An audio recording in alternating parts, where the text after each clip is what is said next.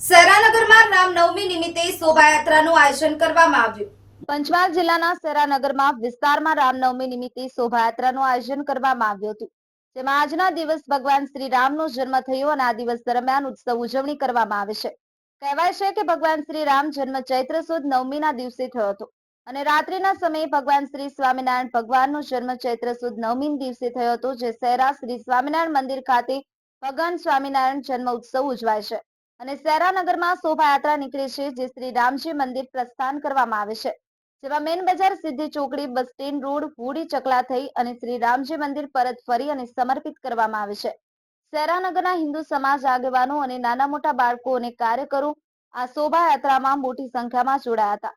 સહેરા police station દ્વારા ચુસ્ત બંદોબસ્ત ગોઠવવામાં આવ્યો હતો, જેમાં સહેરા પીઆઈ અંકુર ચૌધરી દ્વારા શોભાયાત્રામાં અનિચ્છનીય ઘટના ન બને તે માટે કાયદો અને વ્યવસ્થા જળવાઈ રહે તે માટે સહેરા પોલીસ સ્ટેશન દ્વારા ચુસ્ત બંદોબસ્ત ગોઠવાયો હતો। નિલેશભાઈ દરજી, ન્યૂઝ 9 ગુજરાતી, સહેરા।